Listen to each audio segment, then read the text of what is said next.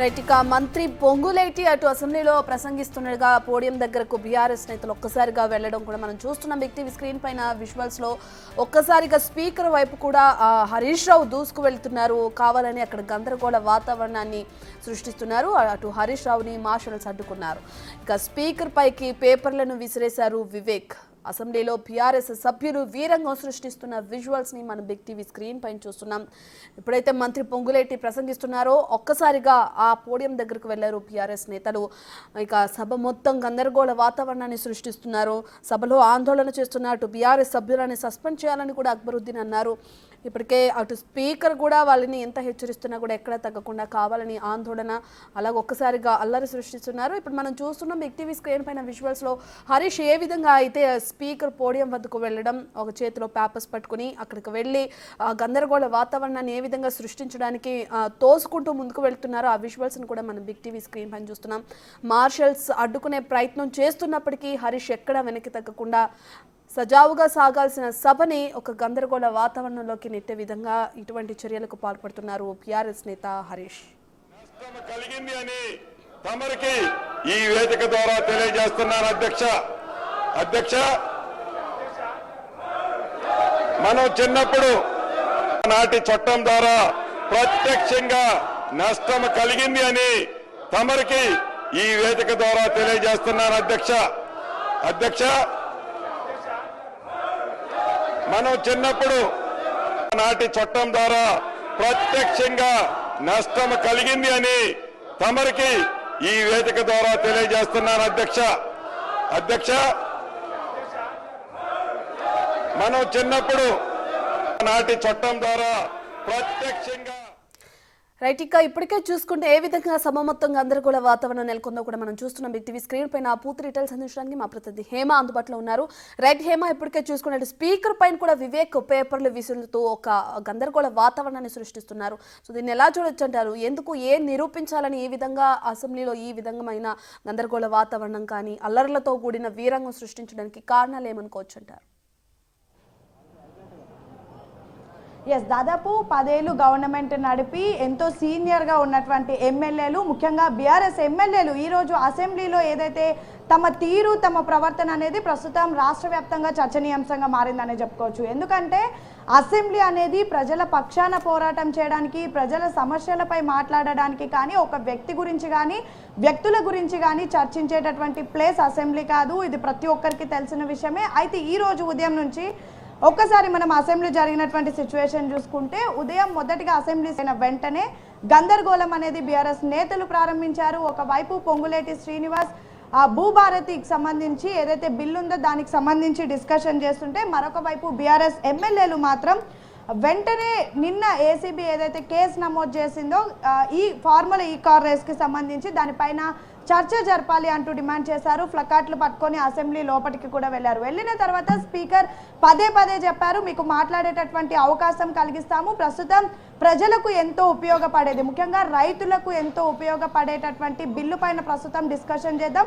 ఇదంతా కూడా ప్రజలకు సంబంధించింది. కానీ ఒక వ్యక్తి కోసం ఇప్పుడు ఈ ఏదైతే బిల్లుకు సంబంధించినటువంటి డిస్కషన్ అనేది ఆపడం జరగదు, మీకు సమయం ఇస్తాము అని చెప్పి పదే చెప్పి రిక్వెస్ట్ చేసి ఎన్నోసార్లు రిక్వెస్ట్ చేసినప్పటికీ కూడా బీఆర్ఎస్ ఎమ్మెల్యేలు మాత్రం సహనం కోల్పోయారు. ఒక్కసారి మనం బిగ్ టీవీ స్క్రీన్ మీద ఎక్స్క్లూజివ్ విజువల్లో కూడా చూడొచ్చు. బీఆర్ఎస్ ఎమ్మెల్యేలంతా కలిసి మొదటిగా అసలు ఈరోజు ఉదయం నుంచి కూడా తమ సీట్లలో కూర్చోకుండా నేరుగా నిల్చొని నిరసనలు తెలుపుతున్నారు. తమతో పాటు తీసుకొచ్చినటువంటి ప్లకార్డ్స్ ఏవైతే ఉన్నాయో వాటిని చూపిస్తూ నిరసన తెలుపుతున్నారు. యాక్చువల్లీ అసెంబ్లీ లోపలికి ప్లకార్డ్స్ కానివ్వండి, లేదంటే ఇతర ఏదైతే పేపర్స్ ఉంటాయో అవి అలో ఉండదు. ఆల్రెడీ వీళ్ళంతా సీనియర్ ఎమ్మెల్యేలుగా ఉన్నారు. బీఎస్సీ మీటింగ్లో కానివ్వండి, లేదంటే ఎప్పుడైతే శిక్షణ తరగతులు జరుగుతాయో ఆ సమయంలో కూడా చెప్తారు. కానీ ఒక్కసారి మనం వీడియోలో చూస్తే వాళ్ళ చేతుల్లో ప్లకార్డ్స్ అనేవి కనిపిస్తున్నాయి. ఇక మొదటిగా కాసేపు దాదాపు ఒక 5 నిమిషాలు నిరసన అసెంబ్లీ 5 నిమిషాల అనంతరం ఒక్కసారిగా అప్పటిదాకా సైలెంట్ గా ఉండి అటు ఇటు చూస్తున్నటువంటి మాజీ మంత్రి హరీష్ రావు అక్కడ ఉన్నటువంటి బీఆర్ఎస్ నేతలందరినీ కూడా ప్రొవోక్ చేశారు. తన ముందే ఉన్నటువంటి వివేక్, బీఆర్ఎస్ ఎమ్మెల్యే వివేక్ ఎవరైతే ఉన్నారో తనని నెట్టుకుంటూ మిగతా వాళ్ళందరినీ కూడా రండి అంటూ సైగ చేసుకుంటూ ఒక్కసారిగా స్పీకర్ టేబుల్ దగ్గరికి వెళ్ళడానికి కూడా ప్రయత్నించారు.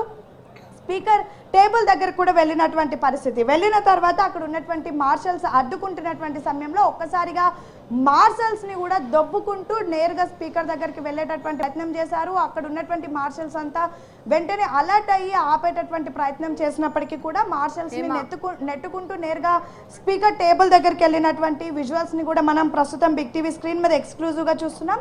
ఇక అనంతరం అక్కడ ఉన్నటువంటి కొంతమంది ఎమ్మెల్యేలు నేరుగా అక్కడ రిజిస్టర్స్ ఎవరైతే ఉంటారో, అంటే సభలో జరిగినటువంటి మాటల్ని ఎప్పటికప్పుడు బుక్లో రాసుకుంటూ కొంతమంది ఆ స్పీకర్కి ఎదురుగా ఒక టేబుల్ ఉంటుంది, అక్కడ రికార్డ్ చేసుకుంటుంటారు. ఏకంగా అక్కడ ఉన్నటువంటి రిజిస్టర్ బుక్ని తీసుకొని స్పీకర్ మీద విసిరారు ఒక ఎమ్మెల్యే. మరొక వైపు తమ చేతులు ఉన్నటువంటి పేపర్స్ని కూడా స్పీకర్ పైన విసిరేసినటువంటి పరిస్థితి. ప్రస్తుతం బీఆర్ఎస్ నేతలు చేసినటువంటి తీరుకు అసెంబ్లీలో వాడివేడిగా చర్చ జరుగుతుంది. ఒకవైపు ఈ వీడియో కూడా ప్రస్తుతం సంచలనం రేపుతుందని చెప్పుకోవచ్చు. ఎందుకంటే ఉదయం నుంచి మనం చూసాము బీఆర్ఎస్ నేతలంతా, తలసాని శ్రీనివాస్ కానివ్వండి, పల్లా రాజశేఖర్ రెడ్డి కానివ్వండి, మిగతా నేతలంతా కూడా మాట్లాడుతూ మొదటిగా కాంగ్రెస్ వాళ్ళే మా పైన పేపర్లు విసిరారు, అనంతరం మేము ఈ విధంగా ప్రవర్తించామని చెప్తున్నారు. కానీ ప్రస్తుతం ఈ వీడియో చూస్తే ఎవరు ముందు ఈ విధంగా ప్రవర్తించారో, ఎవరు ముందు స్పీకర్ దగ్గరికి వెళ్ళారో అనేది క్లియర్గా అయితే కనిపిస్తున్నటువంటి పరిస్థితి. ప్రస్తుతం ఎన్నో ఏళ్ళు సీనియర్గా ఎమ్మెల్యేగా ఉన్నటువంటి మాజీ మంత్రి హరీష్ రావు